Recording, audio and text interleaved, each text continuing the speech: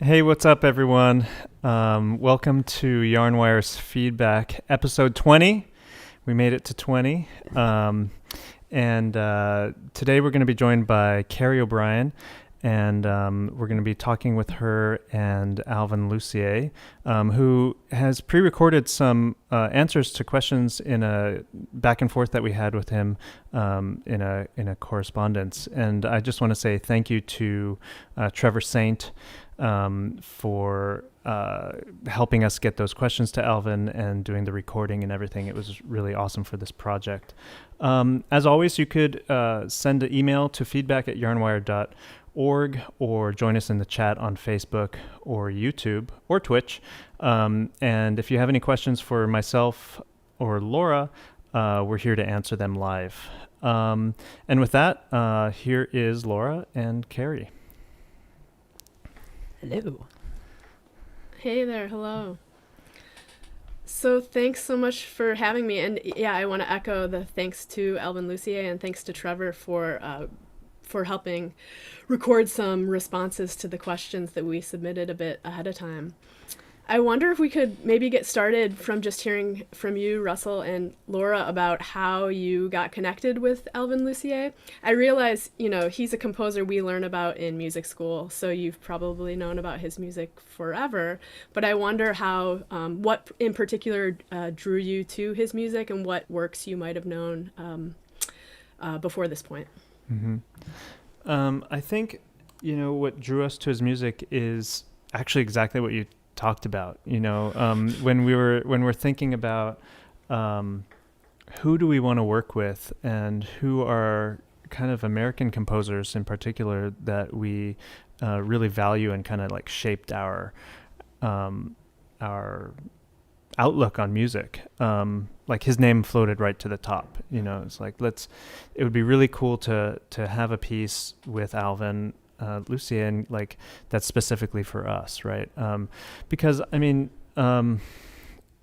music that's part of such a rich experimental tradition, I think, is important to us in our performance practice, and we wanted to have the chance to work with a figure like him. So that's really how it came about. And when we were putting this program together, because his piece happened on a concert that we did in collaboration with Blank Forms at Pioneer Works in Brooklyn. And on that concert was a piece by Catherine Lamb, who we've talked to already, and Anthony Vine, who we're actually going to talk to next week. And this piece just fit so perfectly, I thought, in terms of their music and their output. And it kind of was going to show maybe a little bit of a continuum from kind of an earlier time period to the more recent stuff. So that's kind of what drew us to him. Totally. That's great. So maybe we could hear a bit from Alvin Lucier. Just to begin, it would be great. We're going to hear him speak a bit generally about his work, the general background of his work, and this will be useful, especially for listeners who might not be as familiar with his kind of compositional history. And this clip will be useful also in just kind of a background of kind of musical concerns, aesthetic concerns that have preoccupied Lucier for many years, and in this piece we're looking at specifically. So maybe we could hear that first response from Lucier. Mm-hmm. I must have tried recording this message about 100 times. But my voice, I lost my voice due to Parkinson's disease, I guess.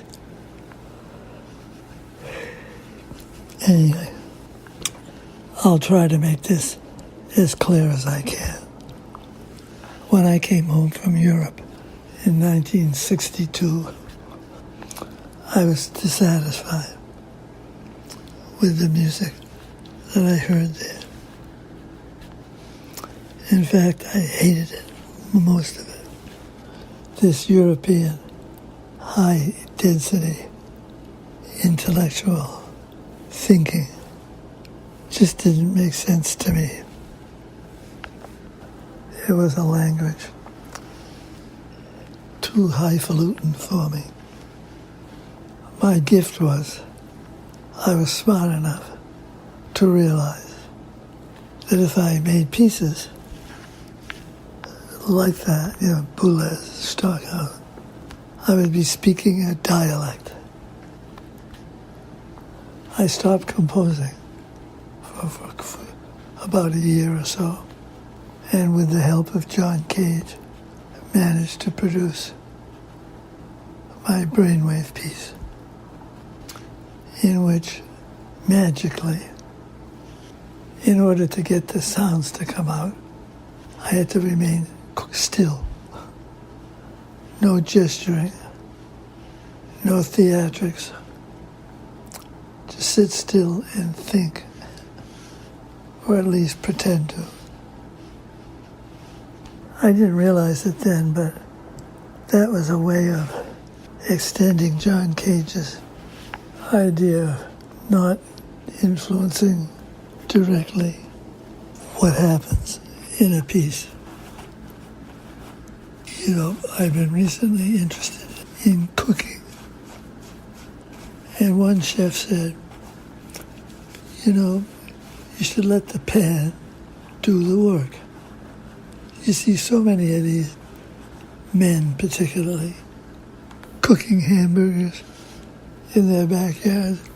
They keep poking at them, squeezing them, spoiling them. The chef said, let the pan do the work. In other words, get everything ready, put it on the stove. You don't have to poke it, and you let what the heat and the oil or butter, whatever you use, do its thing. That's been an amazing thought for me. In music for solo performer, for example, I spent a lot of time setting the piece up, putting the percussion around me in various places, and letting my alpha waves do their thing. I remember in one concert a few months ago, all of a sudden, bang! It's just like something happened. So wham! A big surprising fortissimo. Where it came from, I don't know. It never happened before, but it was wonderful. Something in the circuitry or my feedback or whatever it was. Of course, I need assistance to spread the music around. In other words, I instruct them to do this blindly or with earplugs or something, so that you don't hear a planned form. I just had the experience of listening to a string quartet play one of my pieces, which in their concert was beautiful. They just played it. When we asked them to record it, all of a sudden it sounded planned, and you do this, I'll do that. It spoiled it, I know this sounds nihilistic, but I can tell immediately if the performance is too structured or too planned out.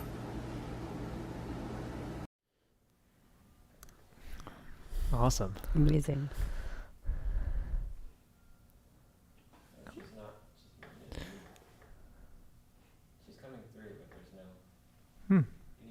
I think you're muted. Sorry about that. Hey, no worries. It's incredible to think back to works from the 1960s that Lucier was already working with percussion instruments and the kind of resonance of percussion instruments. Yeah. I also am in love with this idea of cooking, comparing music to cooking and letting the pan do the work. In this case, Oases, the piece for Yarn Wire, the venue is maybe part of the pan, or Totally. like, if we're thinking about like what's doing the work, I think that the venue is part of that. And I wonder if we could have a little bit of an introduction to the premiere of the piece. I'd love to watch maybe the opening 2 or 3 minutes, but maybe as a setup for that, I wonder maybe Russell or Laura, if you could introduce the space where this premiere took place and maybe a kind of general introduction to what we'll be hearing and seeing. Yeah, absolutely. Yeah. So this premiere took place at Pioneer Works, which is down in Red Hook, Brooklyn. And the space is really incredible. It's, in my opinion, one of the most beautiful and perfect places for live musical or live performance, honestly, in New York City. It's a huge warehouse, mostly brick, I think, right, Russell? Yeah. And it's huge high ceilings, at least a few thousand square feet of space, I'm estimating here, and Tens of thousands. maybe tens of thousands. Yeah, it's almost like a hangar, really, more than even thinking just like a warehouse. And it's also surrounded by, they have a beautiful garden in the back, so it somehow manages to get a lot of light during the day. So it's a really incredible space. So there's all this hard surface and lots of natural acoustic resonance for sound waves to bounce around and do their thing inside. And so this piece is a piece that is really slow moving. And you'll notice, I think, in this clip that we're about to watch, that Ian, Ning, and I are each holding a snare drum, and we are just very slowly moving through the space as Russell plays notes on his vibraphone. So those excite the skins of the snare drum. And we are also slowly turning them as we're moving. So we're sort of finding these resonant spots or resonant points in the room, depending on where sound waves are bouncing or not bouncing. And so, yeah, we are truly kind of playing the room, as you said. Awesome. So yeah, maybe we could watch those opening couple minutes. Great.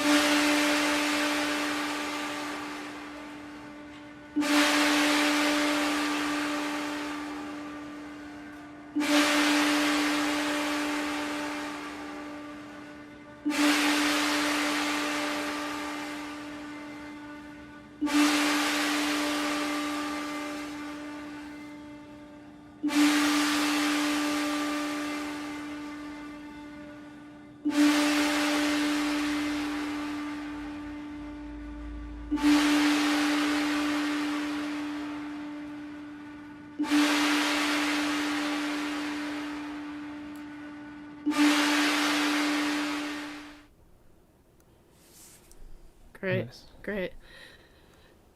So the snare drum and its resonance is so central to this piece, and I'd love to hear Alvin Lucier speak a little bit more about why he was drawn to the snare drum in this piece in particular for Yarn and Wire. Mm-hmm.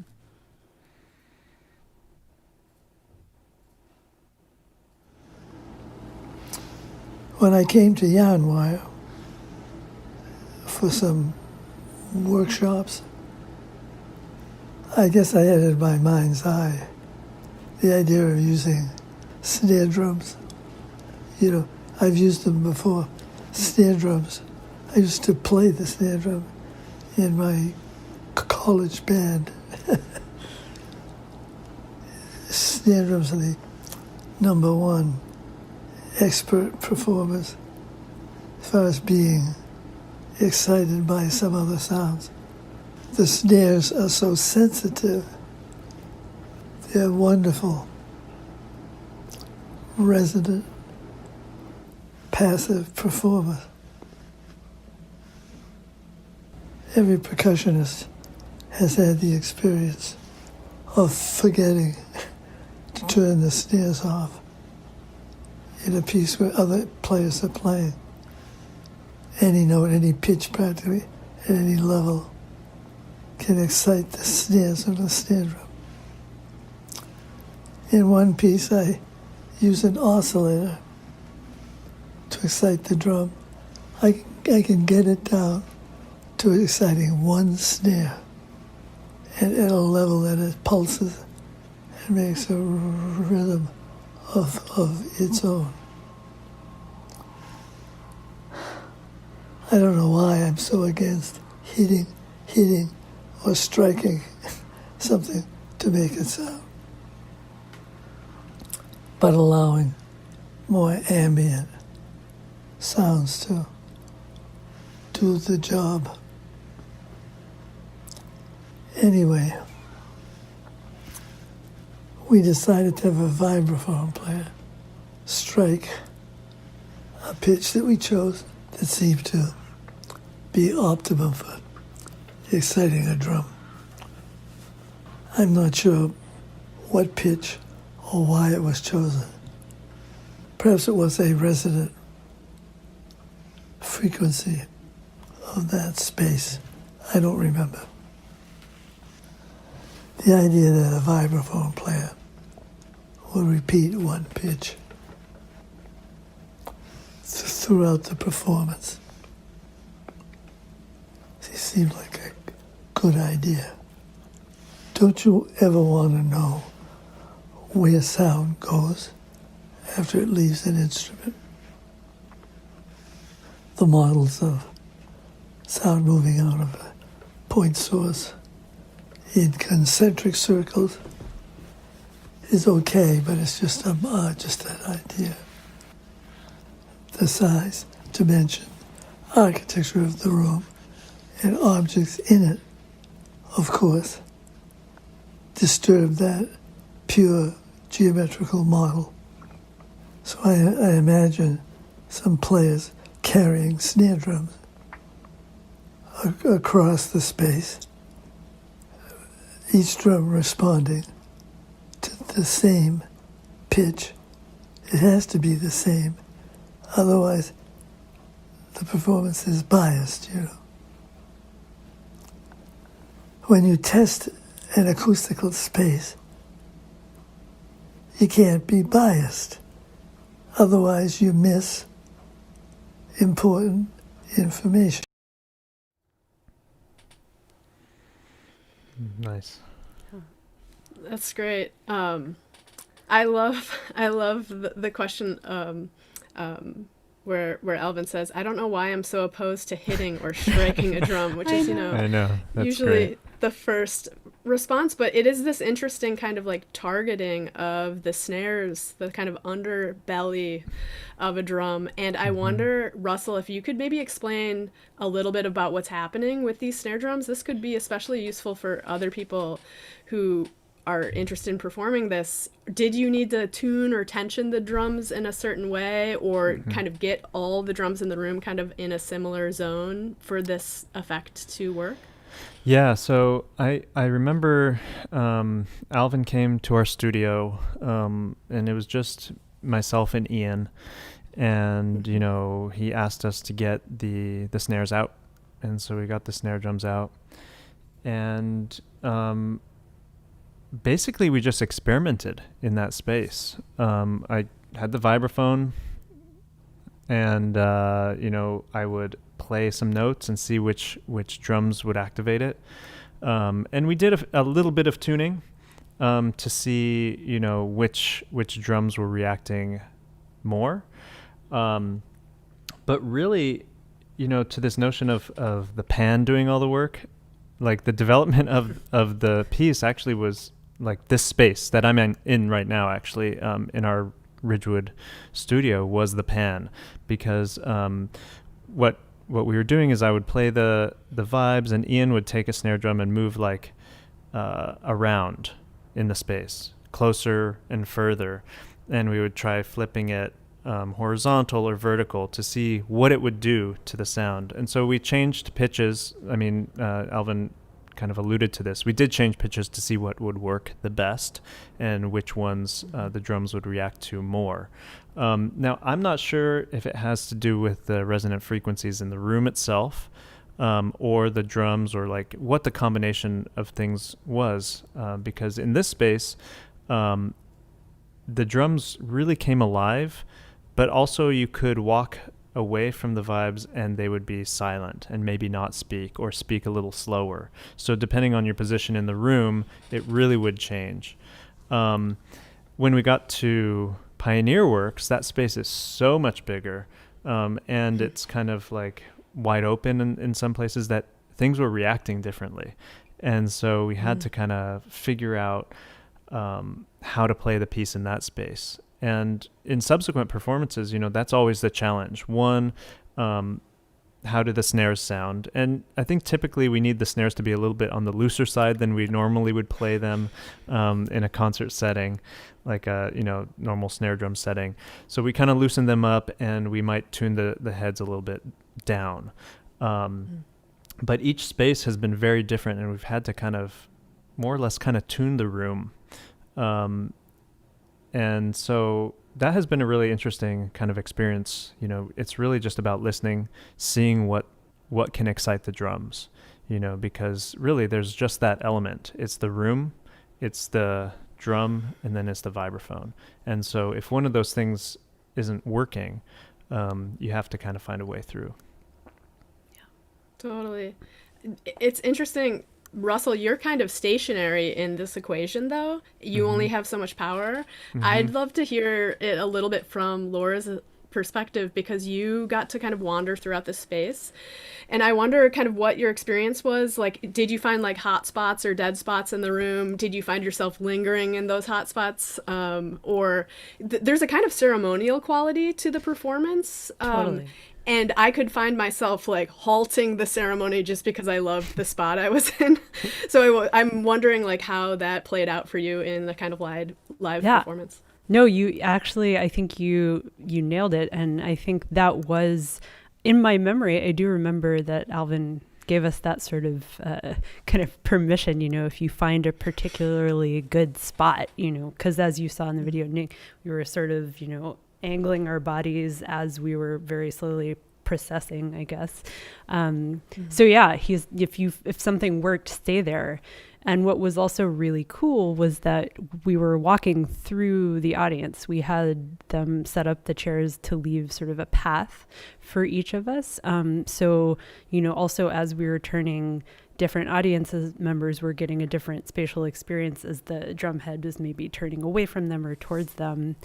And when I was thinking about this, like while Russell was talking, it really did feel, it's a really interesting experience as a performer, being sort of removed, from the sort of centrality. It's like, even though we're there, we're moving, it's like we're just assistants for the snare drums, That's an awesome way to put it. I wonder if we could kind of fast forward into the video of the performance. I'd love to just see kind of like a bit of the back half. As you mentioned, you kind of move throughout the space. So maybe just about 2 minutes from the back half of the piece I'd love to watch. All right.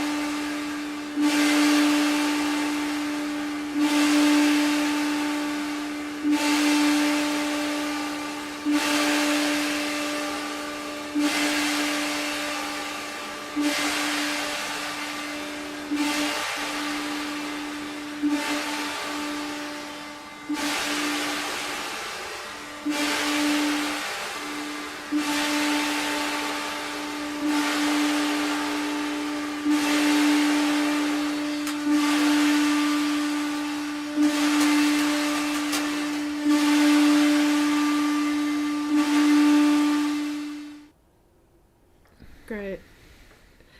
It's nice to see Alvin Lucier there in the audience. And I wonder if maybe I'd love to hear again from Alvin about what he thought about that particular performance, the sound in that particular space in Pioneer Works, and maybe how things might be adapted for future performances.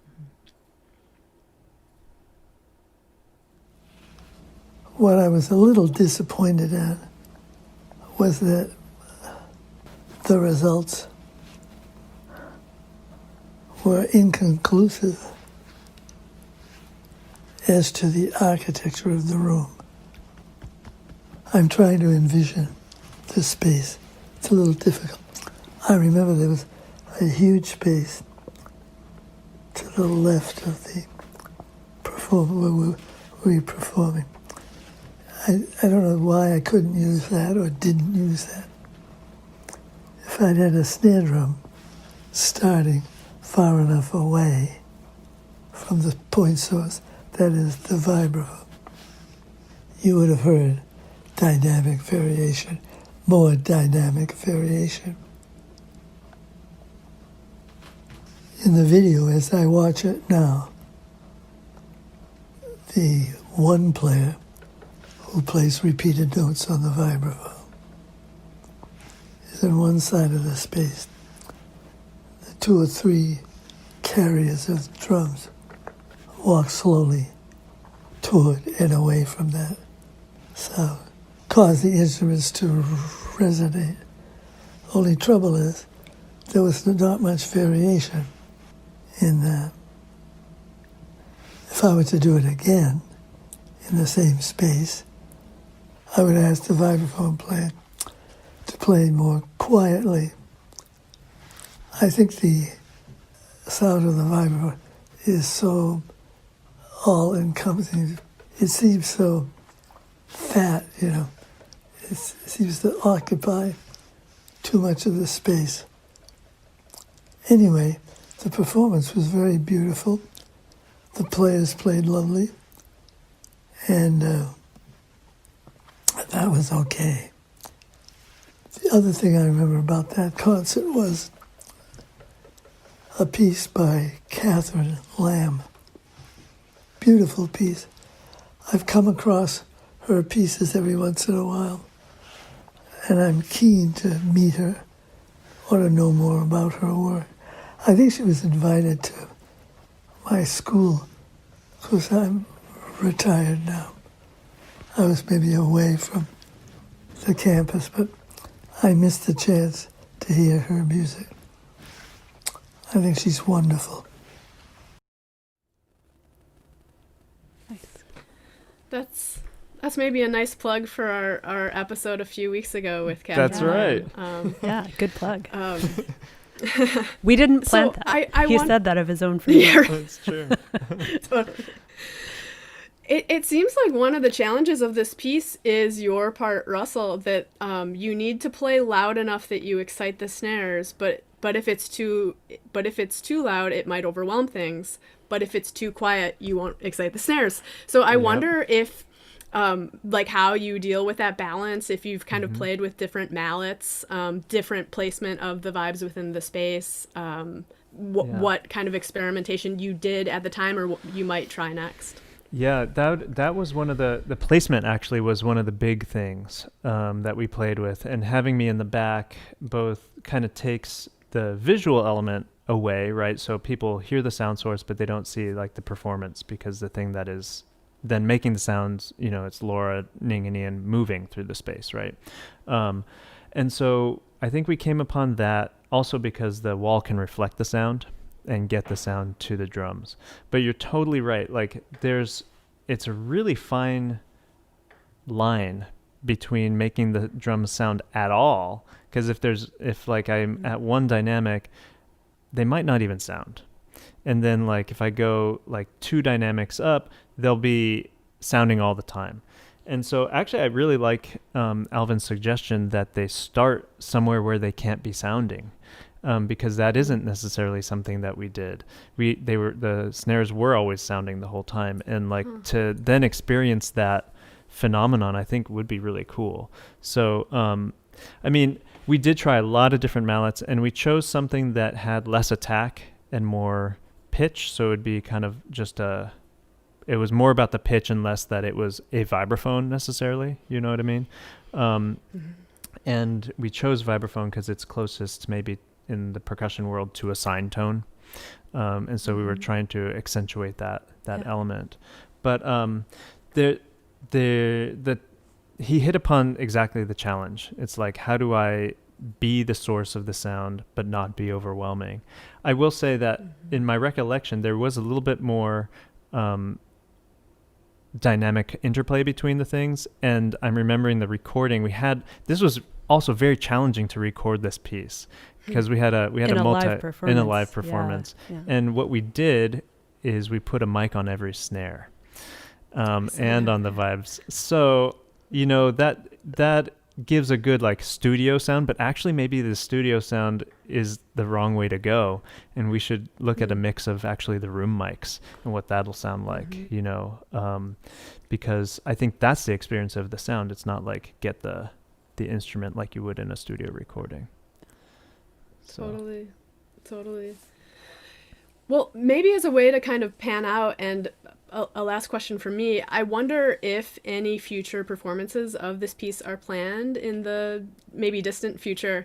It seems it's a nice distant, you could be a socially distanced type of performance, and it also seems like the kind of piece that you just want to do again and again because there's so many variables to play with. So I wonder how you imagine kind of continuing to experiment with the piece.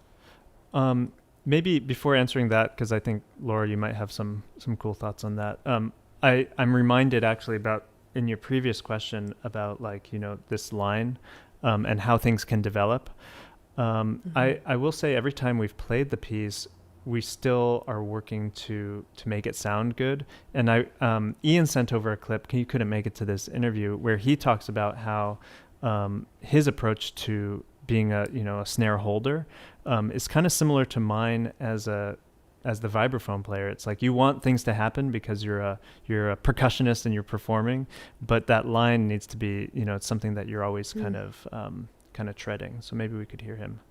I felt like my tendency was to try and make more changes more quickly, but he guided us to move more deliberately and let the subtlety of the acoustic phenomenon reveal itself.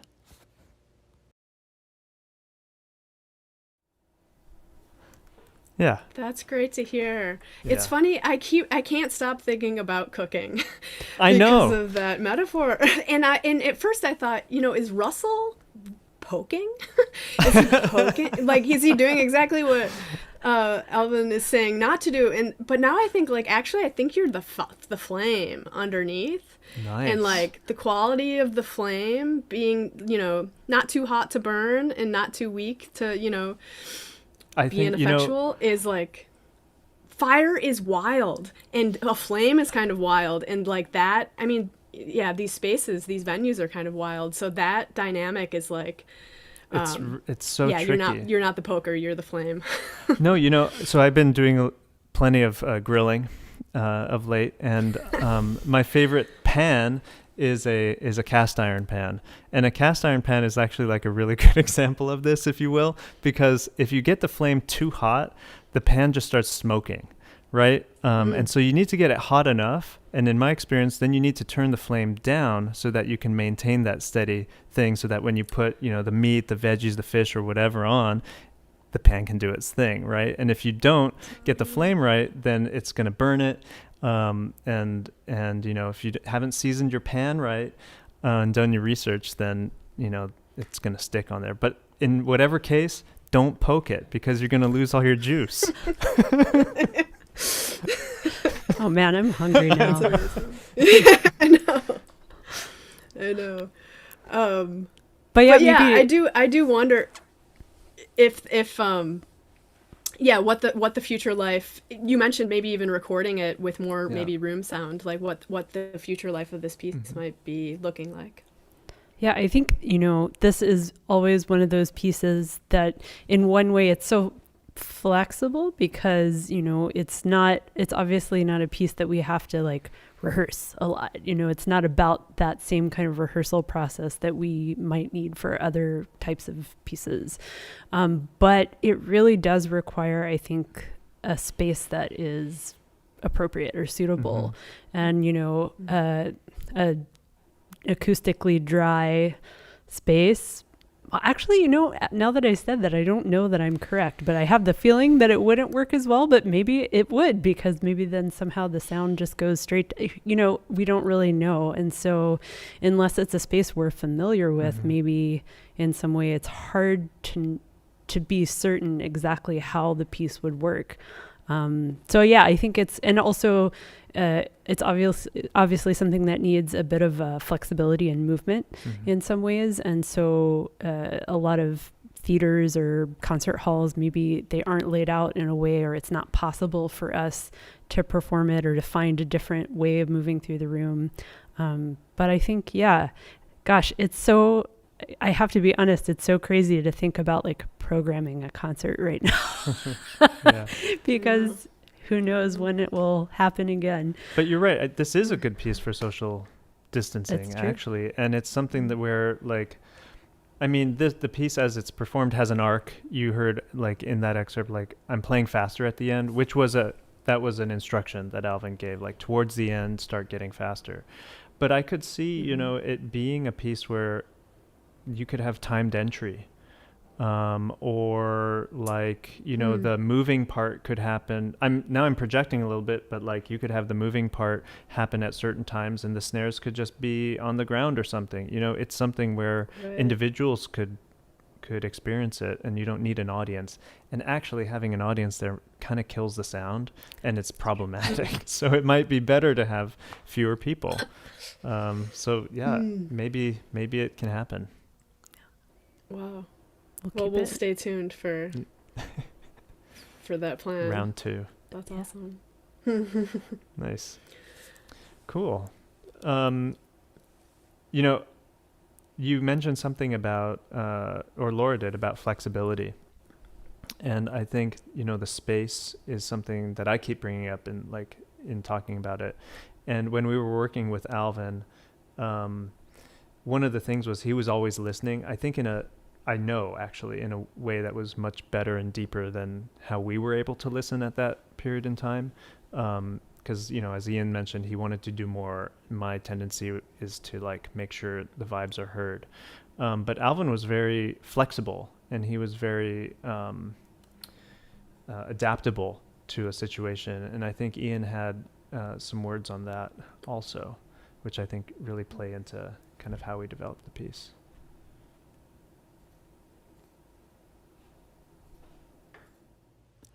I remember being really struck by how fast Mr. Lucier was able to adapt when the initial conceptual idea didn't work in acoustic reality. So that was one of the big takeaways I had from our work with him. Yeah. And there's no score. Yeah, no, totally.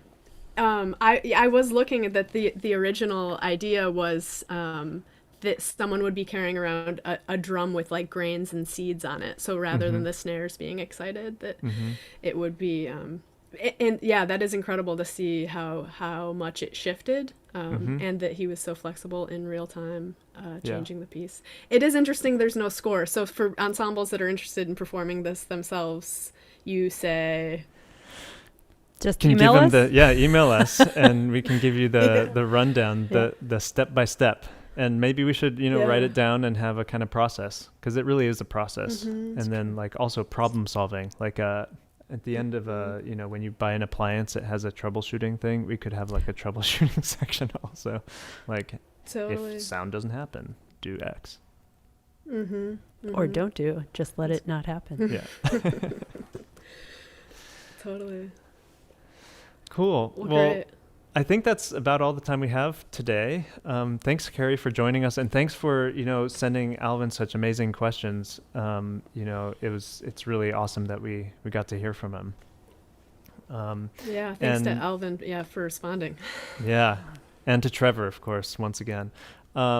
So to all you out there, we are skipping next Tuesday. It is election day, so don't forget to go out and vote. Vote! Yep. And our next episode is going to be on Thursday, November 5th.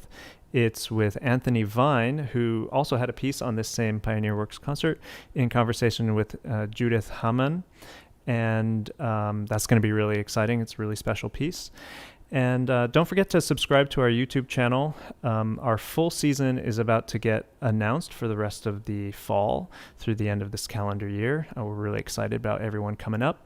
And also, if you have time to check out patreon.com, you'll be able to support this project and everything else that we're doing this season, and in exchange get some, amazing ringtones or tote bags or whatever. But we really appreciate your support, either on Patreon or subscribing to the channel or in any way you can. Thanks for tuning in, and we will see you next week. Thanks, Kerry. Thank you.